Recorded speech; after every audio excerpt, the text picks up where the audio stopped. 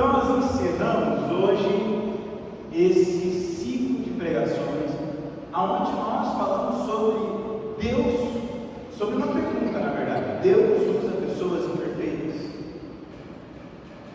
Quantas vezes nós nos sentimos imperfeitos? Hoje. Quantas vezes nós já nos sentimos imperfeitos? A gente já acordou pensando nos problemas, e a gente está saindo, a gente está aqui às vezes pensando, esqueci de comprar batata para fazer o churrasco.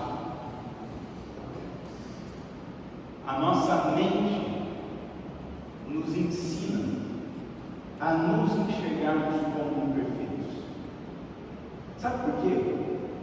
Porque nós somos imperfeitos. O grande ponto é que a imperfeição não pode se tornar uma trava nas nossas vidas, como muitas vezes nós deixamos que ela se torne. Deus usa pessoas imperfeitas. A história da palavra de Deus é de como Deus usou pessoas imperfeitas para construir a sua história perfeita. Porque não é sobre a perfeição dos indivíduos, mas é sobre o quanto um Deus perfeito nos usa. E hoje nós encerramos falando sobre liderar quando tudo parece impossível. Quando tudo parece impossível? Quando na sua vida tudo parece impossível? Talvez você me diga: pastor, eu não sou um líder, eu não tenho papel de liderança. E a grande verdade é que cada um de nós exercemos papéis de liderança, quer nós queiramos, quer nós não queiramos. Na sua casa, você, pai, você é um líder. Você é o líder da sua família. Você, mãe, você é a líder da sua família. E se você ratear a tua liderança, os teus liderados pagarão o preço. Se nós vacilamos na nossa caminhada, os nossos liderados acabam sofrendo também. Quem são os nossos liderados em casa? Os nossos filhos.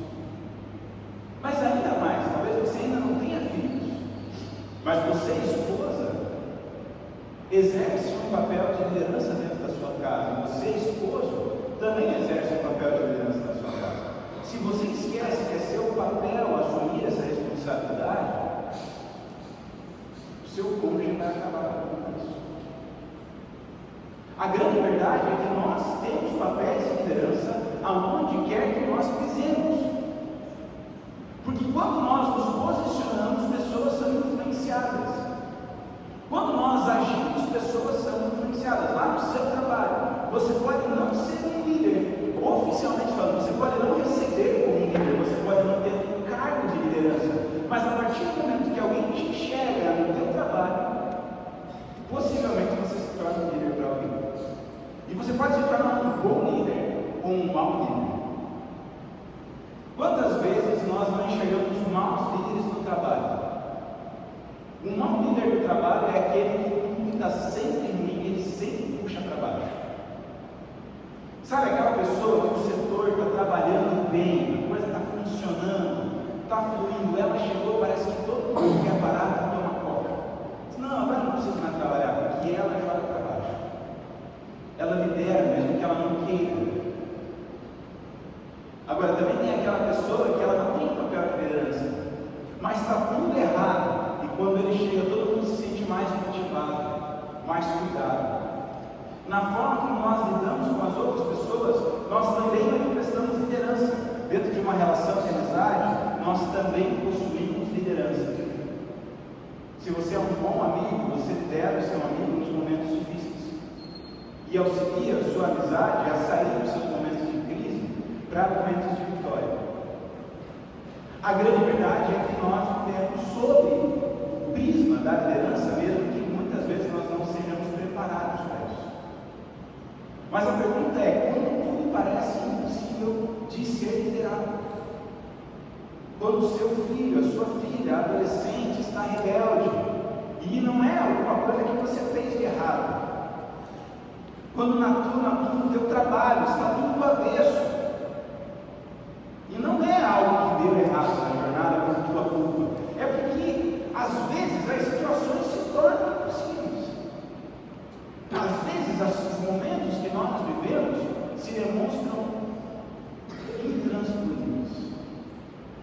Como nós lideramos quando tudo parece impossível? Pode passar no por favor. Você já enfrentou uma situação em que você olhou e disse: estamos sem saídas?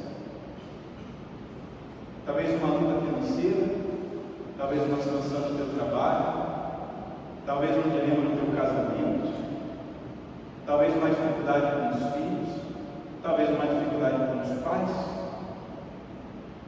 talvez um amigo que quebrou tua confiança. Você olhou e disse: não existe mais saída. Como nós agimos nesse momento? Como nós assumimos a liderança que Deus tem para nós nesse momento?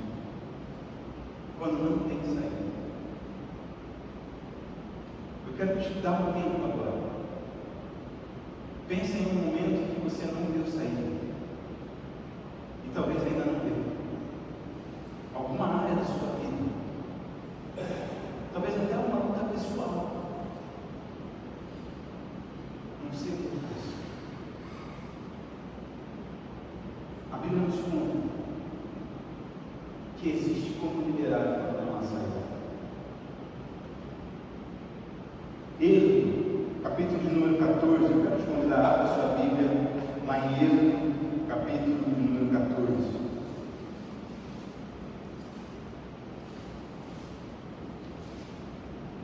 Nos conta sobre um momento da história de Israel em que não houve saída. Enquanto você vai abrindo, a partir do versículo de número 5, o povo de Israel, durante 400 anos, foi escravo no Egito. Até que um homem chamado Moisés foi chamado para libertá-lo. Quando Moisés é chamado para libertar o povo de Israel, nós vimos isso há um tempo atrás, ele era israelita demais para ser egípcio e egípcio demais para ser israelita. Moisés assume a tarefa de liderar esse povo. E a grande verdade é que, se nós formos estudar um pouco de geografia, não era difícil sair do Egito e ir até a terra de Israel. Era lá uma pequena volta. Mas Deus, quando orienta Moisés, ele diz o seguinte: vocês vão por um vale, por um caminho sem volta. De um lado não tinha como fugir, do outro lado não tinha como fugir, e na frente tinha o mar. E atrás tinha o Egito, a terra de onde eles queriam fugir. Então Deus leva esse povo por um caminho sem saída. E de repente, diante deles, eles têm um vale, um mar, e aqueles que eles escravizaram. E nós chegamos em Êxodo, capítulo de número 14. E lá conta-se o seguinte: quando o rei do Egito soube que o povo de Israel havia fugido, ele e seus oficiais mandaram de ideia. O que fizemos? Perguntavam. Como pudemos deixar todos os escravos israelitas escaparem? Então o faraó mandou preparar a sua carruagem com suas tropas. Levou consigo 600 dos melhores carros de guerra, além das demais carruagens de batalha do Egito, cada uma com seu comandante. O Senhor endureceu o coração do faraó, rei do Egito, para que ele perseguisse os israelitas que haviam partido triunfantemente. Os egípcios os cavalos e carros de guerra, cavaleiros e tropas, e os alcançaram no acampamento em Pi-Hairot, à beira do mar, em frente a Baal-Zephon. Quando o faraó se aproximava, os israelitas levantaram os olhos e viram os egípcios marchando contra eles. Em pânico, clamaram ao Senhor e disseram a Moisés: por que você nos trouxe ao deserto para morrer? Não havia sepulturas no Egito. O que você fez conosco? Por que nos forçou a sair do Egito? Quando ainda estávamos no Egito, não lhe avisamos que isso aconteceria? Dissemos: deixe-nos em paz, continuaremos a servir os egípcios. Afinal, é melhor ser escravo no Egito do que ser um cadáver no deserto. Moisés, porém, disse: não tenham medo, apenas permaneçam firmes e vejam como o Senhor os resgatará. Neste dia, vocês nunca mais verão os egípcios que estão vendo hoje. O próprio Senhor lutará por vocês. Fiquem calmos. Então o Senhor disse: por que você está clamando a mim? Diga ao povo que marche. Tome sua vara, estenda a mão sobre o mar, divida as águas para que os israelitas atravessem pelo meio do mar em terra seca. Endurecerei o coração dos egípcios e eles virão através de vocês. Mostrarei a minha glória por meio do faraó e de suas tropas, seus carros de guerra e seus cavaleiros. Quando minha glória se manifestar por meio do faraó e seus carros de guerra e seus cavaleiros, todo o Egito verá e saberá que eu sou o Senhor. Até aqui. A história continua nos dizendo que Moisés levantou o cajado diante do mar vermelho. O mar se abriu. O povo de Israel caminhou durante toda uma noite em terra seca. Os egípcios não conseguiam enxergar o povo de Israel, porque afinal era uma grande multidão. Um milagre aconteceu. Uma coluna de fogo estava entre os egípcios e o povo de Israel. Eles terminam de atravessar. Quando eles estão no final da travessia, essa coluna de fogo cessa. O povo do Egito, com seus cavalos e seus cavaleiros, enxergam um mar aberto, terra seca, e o povo de Israel do outro lado do mar, onde eles não deveriam chegar. Então, esses cavalos e cavaleiros, esses homens de guerra, esses guerreiros, atravessam o mar. E quando o exército está no meio do mar se fecha. Contra tudo e contra todos, Moisés nos aponta para uma realidade. Moisés diz: se acalmem, porque Deus irá conduzi-los. Lá no versículo de número 14, o próprio Deus lutará por vocês. Fiquem calmos. A grande verdade é que no meio dos nossos desafios, quando tudo parece impossível, e às vezes quando tudo é impossível aos olhos humanos, nós precisamos lembrar que nós cremos no Deus do impossível, que nós cremos no Deus que nos ensina não a liderar segundo a nossa vontade, mas segundo a vontade dele. E é fantástico, porque Deus diz a Moisés o seguinte: por que você está perguntando para mim o que eu tenho que fazer? Estenda a vara, eu já te ensinei que o poder está colocado sobre as suas mãos. E a grande verdade é que a Bíblia nos ensina que existe um caminho pelo qual nós devemos liderar, um caminho pelo qual nós, como pessoas imperfeitas, ainda assim podemos conduzir as coisas. E muitas vezes nós somos paralisados de medo, porque porque nós não queremos seguir adiante. Mas a palavra de Deus nos ensina que há como seguir.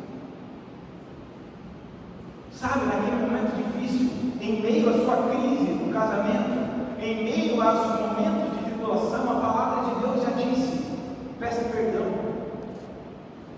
A Bíblia já ensinou: homem, ame a sua esposa como Jesus amou a igreja. A Bíblia já falou sobre a necessidade de você cuidar, de você zelar pelo seu cônjuge. No meio das crises com os seus filhos, a Bíblia também já ensinou: pais, cuidado para não irritar seus filhos. Tenha um tato, tenha um zelo, tenha um amor nessa comunicação.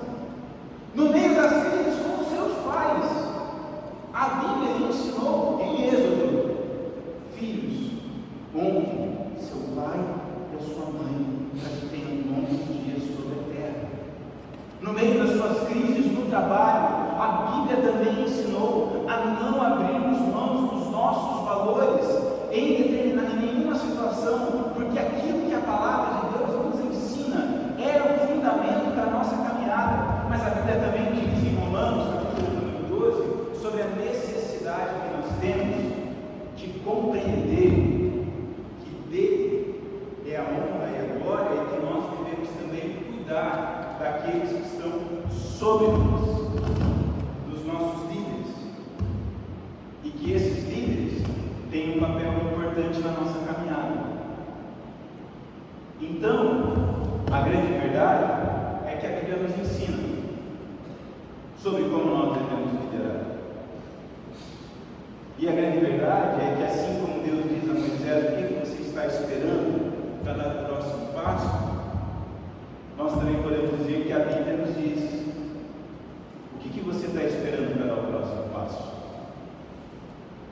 A verdade é que a fé move, mas o medo paralisa.